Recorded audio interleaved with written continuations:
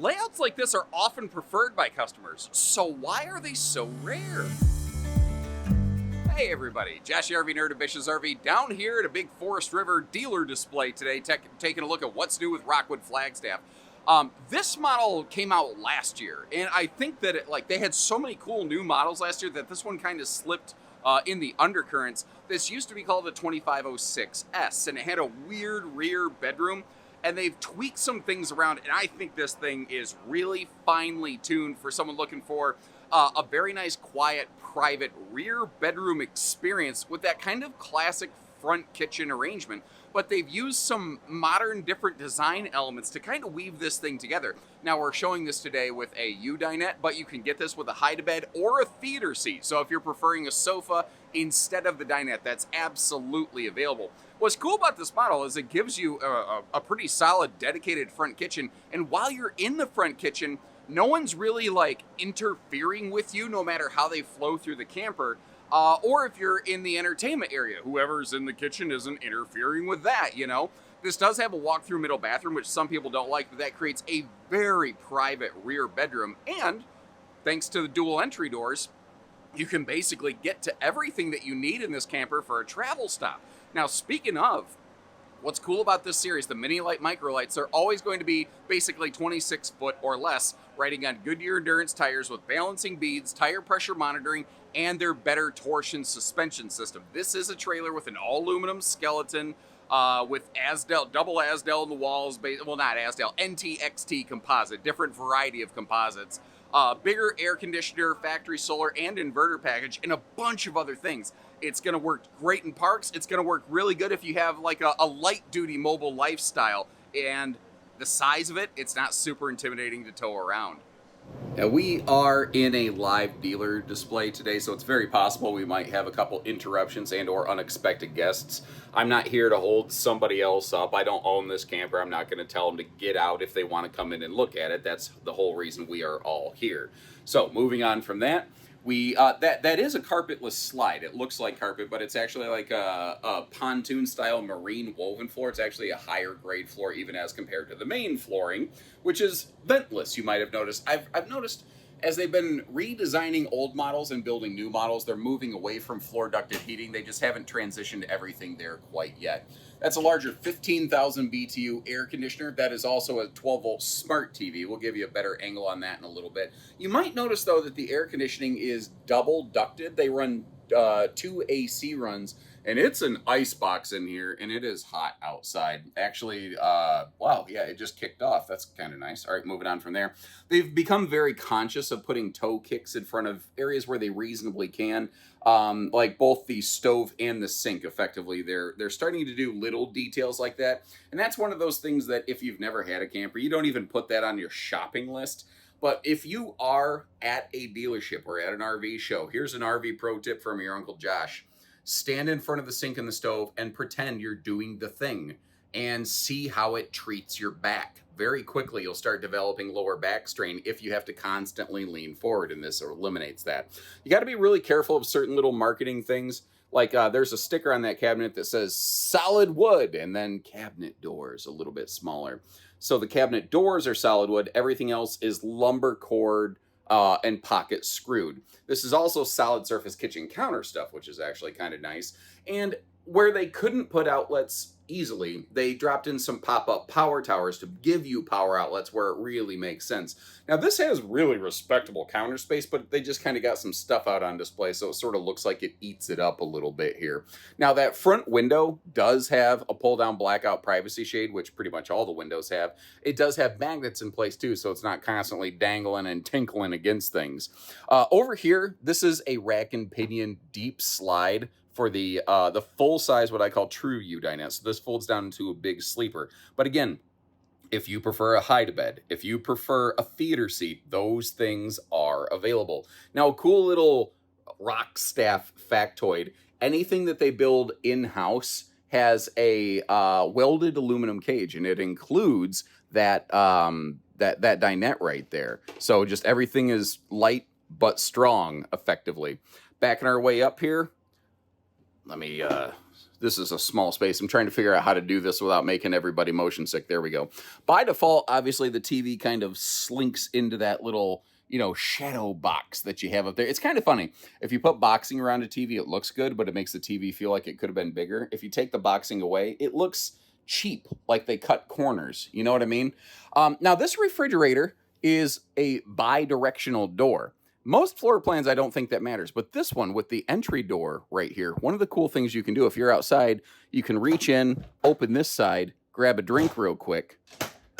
But when you're inside in the kitchen, you can grab it from over here. So this floor plan, it actually does feel like it has a little bit of function and validity. I've unintentionally created a challenge for myself by opening all the cabinetry in this little camper. I'm going to see if I can walk through this thing like a minefield without tripping myself up. Now, the little, what we call fireplace down there, it's an electric space heater, in case you weren't aware. I've heard some people say, you know, I don't need a fireplace in my camper, not realizing it's not a fireplace. Kind of like, you know, that tempered glass top over the stove, the cooktop. You're not supposed to cook on that. And every year I see somebody on like Facebook with a broken glass top cover that doesn't realize you're not supposed to cook on that. You got to lift the glass up. It's only there to kind of act as a light duty extended counter space. Now your drawers, they are all a dedicated plywood construction. They're not like a particle board with a sticker wrap or anything like that.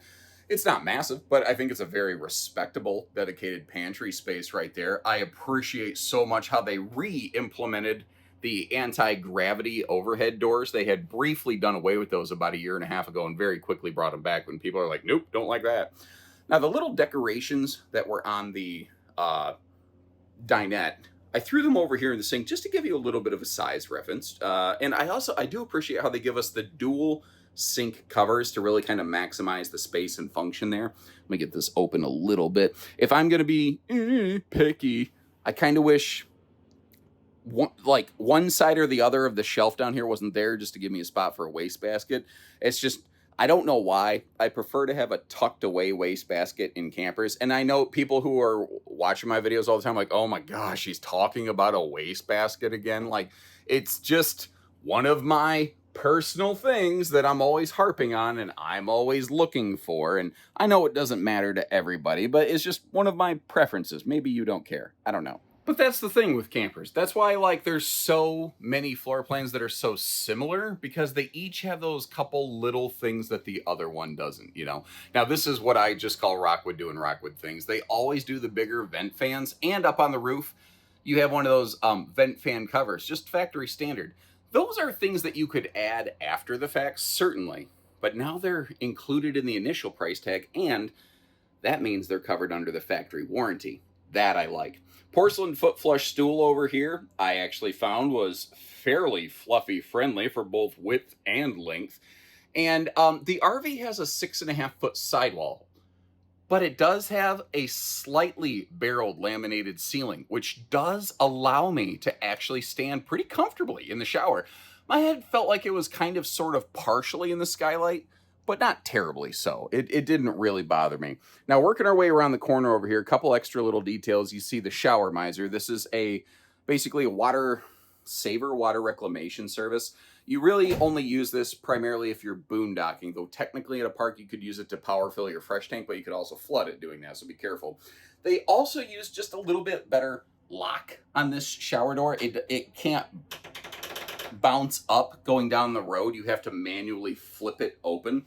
And I didn't intend on doing this. I've got my backside swung over into the bedroom here. I'm actually, I think, going to climb over into the shower to give you a look at this. But in the meantime, we've got the Flappy Doodle 9000. This is, again, just a little Rockwood doing Rockwood things, a little ASMR treatment right there, where if the doors are going to bump into each other, they just put the little stopper on there. So, yeah, I don't use a wide-angle lens. This is how I get the footage. Now, I'm ducking in the shower right now, so don't be like, well, I thought he was standing in there. Yeah, like my knees are bent. Currently, I'm leaning against the back of this. But Rockwood and Flagstaff have had some of the best bathrooms for a very long time. Like even a toe kick and an indirectly lit toe kick down here, so that in the middle of the night, you can actually kind of see what you're doing. Now, if you direct your eyes over toward the left side of the screen, you can see all the different storage they have in here. They are actually, I think, very good about the storage that they put in their bathrooms, far more so than so many brands. And this right here is one of those things that, unless you've been camping, you don't realize how useful that is right over there. That's a big deal. You also, so the door from the living room was a swinging door because they couldn't do a pocket door, but back here they did do a sliding door. And when we get back here, a couple things. First of all, this is a 60 by 80 true queen bed. So it's not a Shorty McShort Pants camp queen or anything like that. But this has a monstrously large pass-through under the bed, which creates these really large side stands. So it's not the most walk around a bowl bed that you've ever seen, but I guess it's not the worst. You see more of those pop-up power towers on those side stands, and just like a very symmetrical storage situation going on here. Once again, the doors defy gravity. They hold themselves up. They're fully enclosed, and because the front of the overhead cabinet storage is in the back of the RV, it's very squared off and very large, and just basically more effective. It's bigger and easier to use. And they also have a little bit of what I call a two-stage underbed storage. They do have the top foot locker, but they include a couple more bigger dresser drawers so that you don't always have to do that. Now, something I forgot to mention, but you will find throughout the entire RV, pardon me for using my foot here, these are soft close drawers, which is just another one of those just nice little feel-good kind of features. Now, for travel access, you'll have this door back here to get you to the bedroom and bathroom. So this will be here to take a nap or take a crap. You might notice how it does have that privacy shade that pulls from the bottom up. The front door has the exact same thing. But when that slide closes, I don't believe you're able to pass straight through here. You're not going to be able to get to that door. Yeah, that's what I mean right there. So standing back at the main entry door, with the slide closed, you can see how I mean, you're going to have to be a string bean to fit through there. You're not going to fit through there. That doesn't count. That being said, with the slide closed, remember, this is a rack and pinion slide. One of the aspects of rack and pinion slides, they are considered some of the most desirable for their reliability, but when they're retracted, they're effectively floating unsupported above the floor. You should not climb in them. Manufacturers account for storage spaces that they build into it. They don't account for a person. They did not, so keep that in mind. Now, when it's all closed up, you can't really get to your drawers, so plan accordingly there. You can get to the sink, you can get to the stove, you can get to that refrigerator, which is right by the door. So it does have some snacktastic travel stop accessibility. It just doesn't necessarily have perfect road mode function. So if this is useful for you, if you appreciate seeing this footage, let us know so we can keep working on that for you. And in the meantime, we're going to step outdoors and talk towing. So a couple notes here. One of the things that's really nice on this one is the cargo capacity. This has a very respectable cargo carry capacity. But when you start looking at something that's 26 feet, a lot of people just immediately, their half-ton alarms go off. They're like, oh boy, I can half-ton this. When you have a slide up in front of the axles and a front kitchen that you're going to load with stuff, often these things have a fairly hefty hitch weight. You're going to want to be careful of half-ton towing. You'll probably have the tow rating. I want you to be aware of your payload rating as compared to this one's loaded hitch weight. A lot of people don't understand that. And if you don't understand that, call our team and we can help guide you through that. So let's just start at the front, work our way around. We are wedged into a display, so getting around this is going to be a little trickier today. Power tongue jack and 30-pound propane tanks. They've just stuck with the bigger tanks where a lot of brands have gone smaller. Power stabilizer jacks, pretty much standard at this point. I think have been for a couple years now. Now, they also have a 200-watt factory standard solar package up on the roof, but you can get a second panel like that straight from the factory, or we could add it after the fact. But up front here, right below the marker light, you have another little black plug. That is actually going to be your portable suitcase solar kind of plug right there. But there's a bunch of little details I love on this brand. They use the nicer key locking compression latches, and even this little baggage door, they still find they pay attention essentially to keep a little magnet hold back on that. Now, Dad's medicine cabinet out here for the bottled water and the barley pop. It eliminates the need to constantly trek through the RV. Now, one of the other kind of cool things about them, With Rockwood and Flagstaff, anytime you encounter one of the triple or quadruple stable steps, they will be self-supporting. Like this one, you can see it's kind of just floating above the ground like a magic trick right now. These things can be heavy, and they understand that a lot of the average people buying these, maybe they got like a bad rotator cuff in their shoulder or something, so they kind of take care of you. They also treat both entry doors exactly the same, with the same steps, the same extending handle, all that. I did notice one thing you're going to want to be careful of. I try to point out good and bad in my videos. That front entry door overlaps with the awning just slightly. It doesn't look like it from this point of view, but it does. So I hope you appreciate that. I'll go out of my way to point that out. The reason I want to mention that is if that door is open and you go to close the awning, you could screw something up, so be careful. But that's kind of a symptom of the fact that they found a way to put the biggest awning on this that they really possibly could. And I respect that. Now, the running gear is one of the things that separates this from so many other things. We've got Goodyear Endurance radials with balancing beads, actually, something I don't see a lot of other brands doing. And tire pressure monitoring. Rockwood was one of the very first brands to standardize that. And they're running a torsion suspension package. A lot of people don't realize, like, that's the same kind of suspension that Airstream's running. So a lot of people go, oh man, Rockwood must have copied that from Airstream. It's actually the other way around. Rockwood's been using this longer than anybody, and it works really, really well. So, sorry, I'm making sure I'm not backing up into anything here.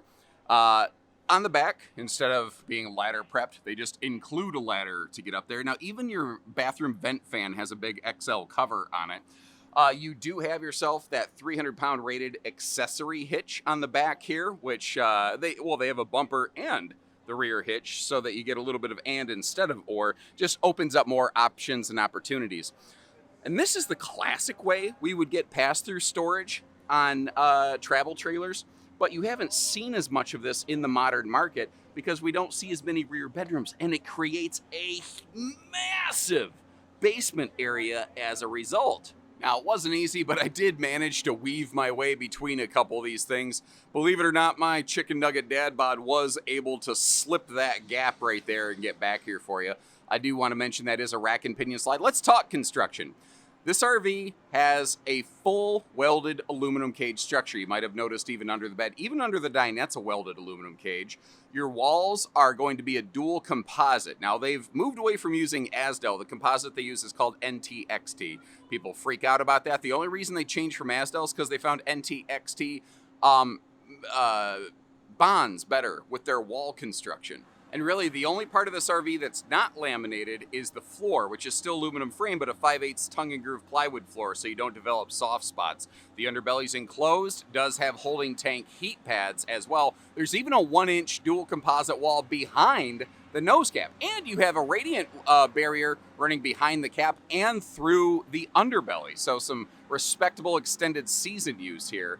One of the things I wanted to get up here and point out for you, though, let me actually get down here, is that this does happen to have 2 sewer outlets, and they're close enough. I always wish they had kind of connected them. Maybe they're not able to, I don't know, but you have a front kitchen gray outlet and then a bathroom black and gray up just in front of those tires right there, so you will want to kind of plan accordingly for that. But this is close enough you could probably use like a hose splitter. So thanks again for tuning in, everybody. Now, if you're like, yeah, but I want dining and a couch or something like that, take a look at that new 2523 MBR or whatever Flagstaff calls it. I can't remember their model numbers. I always speak Rockwood numbers for some reason. But I'll leave you some links, first of all, for pricing and availability for these guys. I'm going to have to leave you 2 links, one for Rockwood, one for Flagstaff. So make sure you check both. And then I'll leave you some links to some other stuff that they've done that maybe might work for you, assuming I remember to do that. If I don't, you'll leave me a note, be like, hey, nerd, you forgot, and I'll try to remember. So until next time, take care, stay safe, have fun, and happy camping, everyone.